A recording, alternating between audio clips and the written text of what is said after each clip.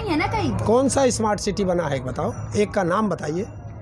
दिल्ली के सबसे पास जो स्मार्ट सिटी घोषित की गई है वो बरेली है। बरेली की बात नखलऊ है। हाँ। स्मार्ट सिटी तो घोषित की गई है ना। अरे वो कागज में घोषित करना और जमीन पे दिखाना बहुत अंतर होता है।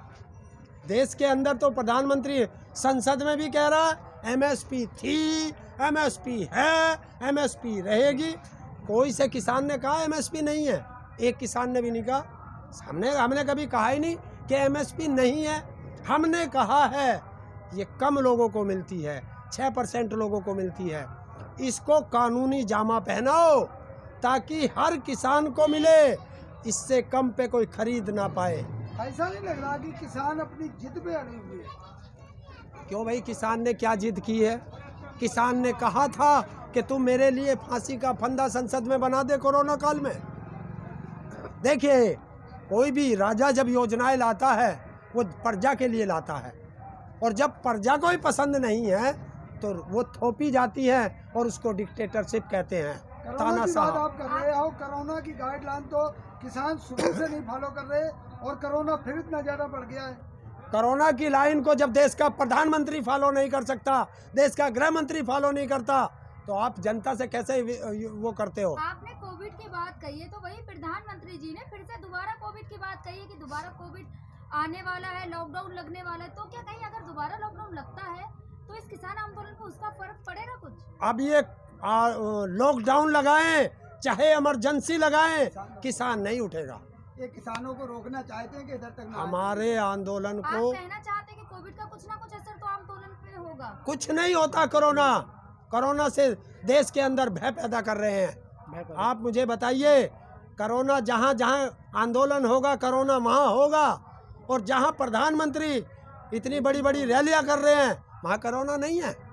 आप मुझे बताइए, 5 राज्यों में चुनाव हैं, क्या वहाँ कोरोना नहीं है? वहाँ छुट्टी लेकर के चला गया, बाहर इधर आ गया? बताओ आप। क्या कोरोना समझदार है? इनकी सारे पे चलता है। बताइए आप। इधर के बढ़ते हुए मामलों को देखते हुए कहा है ना। कहाँ? तो जब यहाँ मामले कौन बता रहा है बढ़ रहे? नाइट का लॉकडाउन तो स्टार्ट हो गया। कहाँ हो गया? बहुत जगह लॉकडाउन है, हैं? कई स्टेटों में ये सब जनता, महाराष्ट्र, नोएडा। जनता को बेवकूफ बनाना, जनता को बेवकूफ बनाना। देश का प्रधानमंत्री जब भी भाषण देता है क्या मास्क लगा के भाषण देता है? बताइए। तो देश की जब देश का प्रधानमंत्री मास्क नहीं लगा सकता तो देश की जनता कैसे वो करता है कि देश की जनता मास्क लगाए? तो एक सवाल है, एक तो लोग महंगाई से त्रस्त हैं, जगह जगह महंगाई के लिए धरने हो रहे, प्रदर्शन हो रहे। दूसरी जो है, जहाँ भी आंदोलन हो रहे हैं वहाँ के आसपास के लोगों को आप परेशान कर रहे हैं। कोई क्या कहना चाहेंगे? किसी को कोई परेशानी नहीं है। एक बात बताइए, जो अन्न हम पैदा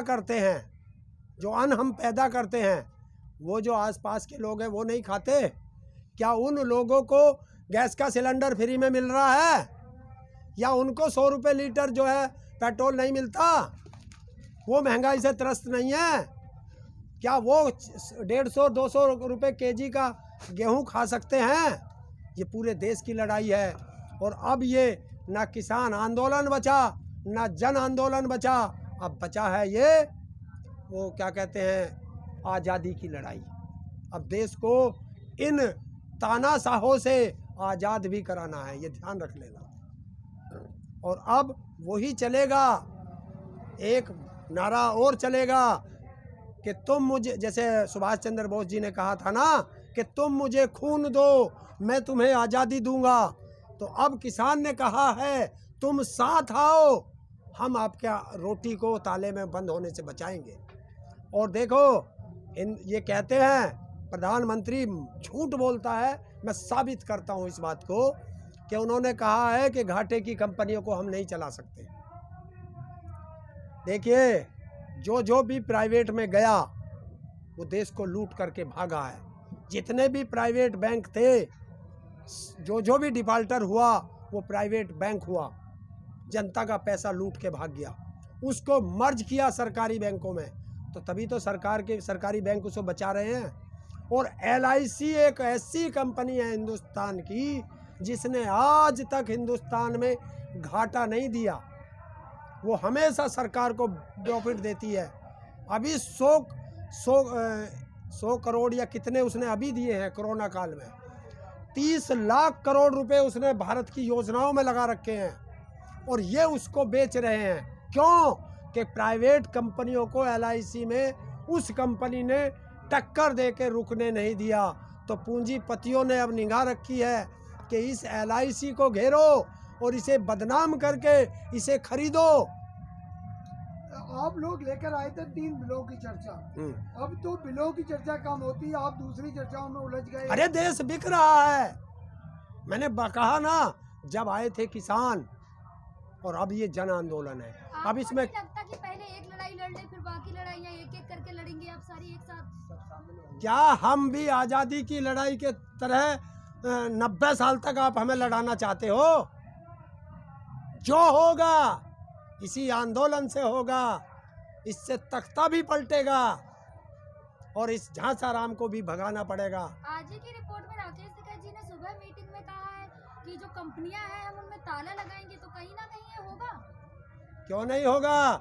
हम तो अभी दूसरी भी मांग करेंगे कि जो भी हमारी सरकारी कंपनी को खरीदेगा आप सही सलामत होके खरीद लेना, क्योंकि सरकारें बदलती हैं, कानून फिर बदलेगा, वापस सरकारी होंगी वे, ऐसा हम मांग करेंगे। आप ये बात कह रहे हो कि लगेगा, आपने इतनी बार तो कर लिया, 26 जनवरी परेड निकाली, चक्का जाम किया, ट्रेन रोकी, कोई फायदा तो हुआ नहीं। तो इसको करने से कोई फायदा होगा? बिल्कुल होगा, क्यों नहीं होगा। अगर यही बात हम पहले सोच लेते, जब देश की आज़ादी की लड़ाई लड़ रहे थे, कि हमारा तो जलियांवाले बाग में भी हमारे हजारों से ज़्यादा किसान शहीद हो गए थे, देशभक्त, हमने लाखों शहीदों ने, हमारे देशभक्तों ने अपनी कुर्बानियाँ दी हैं, तो भाई मरने से कुछ नहीं होगा, चलो छोड़ देते हैं, तो क्या होता? देश आज़ाद हो जाता। वो तो अंग्रेजों से लड़ रहे थे, ये तो वे गोरे अंग्रेज थे, ये काले अंग्रेज हैं, फ़र्क बस इतना है। क्या ऐसा माना जाए कि लड़ाई अभी और लंबी चलेगी? बहुत लंबी चलेगी और सबको मिल करके लड़ना पड़ेगा। इस सरकार ने एक नीति बनाई है, मैं आज आप लोगों के सामने खुलासा करता हूँ। इसने सोच रखा है कि एक एक करके तोड़ो, ताकि इन्हें तोड़ के रखें। इन्होंने देखिए स्टूडेंटों को अलग किया, मुस्लिमों को अलग किया, हिंदुओं को अलग किया, सिखों को अलग किया, ईसाइयों को अलग किया, कर्मचारियों को अलग पीटते हैं, किसानों के साथ अलग दुर्व्यवहार कर रहे हैं, सबको अलग अलग लड़ा रहे हैं। मैं देश के हर नागरिक से एक अपील करता हूँ हाथ जोड़ के, वो चाहे किसान लड़ रहा है, चाहे मजदूर लड़ रहा है, चाहे स्टूडेंट लड़ रहा है, चाहे कंपनियां वाले लड़ रहे हैं, चाहे LIC वाले, रेलवे वाले, एयरपोर्ट वाले, हिंदुस्तान की जो भी लड़ाइयाँ हैं, सब एक साथ हो जाओ इकट्ठे, अगर देश बचाना है, वरना देश गुलामियत की तरफ गया। जिस तरह ईस्ट इंडिया कंपनी ने आके, ईस्ट इंडिया कंपनी यहाँ से देश को गुलाम करने नहीं आई थी, वो देश में व्यापार करने आई थी, और उसी व्यापार को करते करते उन्होंने हमारे भारत को गुलाम बना लिया था, और उससे गुलामियत छुटाने के लिए हमारे देश के लाखों जवानों को कुर्बानियाँ देनी पड़ी थी और 90 साल तक लड़ाइयाँ लड़ी थी। क्या लगता बीजेपी के बाद दूसरी कोई सरकार आ गई, आप लोग बीजेपी को हराने में लगे हो, बीजेपी हार गई, दूसरी सरकार आई, तो क्या आपके हित की बात करेगी? अब तो जो भी सरकार आएगी वो देश के किसानों की अगर बात नहीं करेगी तो वो सरकार रुकेगी नहीं। तो आप अपनी ही कोई एक पार्टी बना लीजिए ना, अगर ऐसी बात है तो। देखिए, मैं ये पत्रकार बहुत सवाल करते हैं कि आप अपनी पार्टी बना लीजिए। मैं आपके आज एक एक सवाल के जवाब देने के लिए बैठा हूँ। अगर हम किसान लड़ रहे हैं अपने बिल के लिए, तो किसानों से कह दिया अपनी पार्टी बना लो। कल को स्टूडेंट लड़ते हैं, उनसे कह देते हो आप अपनी पार्टी बना लो। कल को मुस्लिम अपने किसी उसके लिए लड़ते हैं, आप अपनी पार्टी बना लो। कल को सिख भाई अपने किसी काम के लिए लड़ते हैं, आप अपनी पार्टी बना लो। कर्मचारी अपनी पार्टी बना ले, सेना अपनी पार्टी बना ले, तो यहाँ पार्टी बनाने में रह जाएंगे। आपसे तो ये क्वेश्चन इसलिए किया जा रहा है, कहीं ना कहीं आंदोलन ही पूरा राजनीतिक आंदोलन लग रहा है। अबे जैसे सरकार जाती है सरकार जाती मीटिंग करने, आप जा रहे हैं महापंचायत करने, सरकार जाती रैली करने, आप जा रहे हैं महापंचायत करने, कहने जा रहे हैं। इस देश का नाश अगर किया है इन राजनीतिक पार्टियों ने ही तो किया है। अरे तुमने 5 साल देश के अंदर राज किया, 5 साल में तुमने जनता का फायदा किया या नुकसान किया, आप उस पर वोट मांग लो। क्यों तो इसका मतलब आपने कुछ नहीं किया। जनता को फिर बहकाने के लिए आप बड़ी बड़ी मीटिंगें करते हैं, पंचायतें करते हैं। उनको क्या बताते हो आप? चलिए मैं पूछता हूँ, आज जिस मीटिंग में ये लेके चलते हैं, मैं चलता हूँ आपका पत्रकार बन के, अगर एक सवाल का भी जवाब, वे जितने लोगों को लाए गए हैं, अगर एक सवाल का जवाब दे दें, एक जाके पूछिए उनके उसमें। ये मोदी के जो भक्त हैं बहुत नारा लगाते हैं कि हिंदुस्तान में रहना होगा, वंदे मातरम कहना होगा। अगर हिंदुस्तान के 545 सांसद बैठते हैं लोकसभा में, अगर 545 भी सुना दें उस वंदे मातरम को, तो मेरा नाम बदल देना। लेकिन देश को बदनाम करते हैं, गुमराह करते हैं। इन्होंने सिर्फ एक ही चीज़ सीख रखी है कि हिंदू मुस्लिम, हिंदू मुस्लिम। सरकार अगर हिंदू मुस्लिम करती है तो बंटते तो आप ही लोग हैं ना, सरकार तो नहीं कहती कि बंटो। ये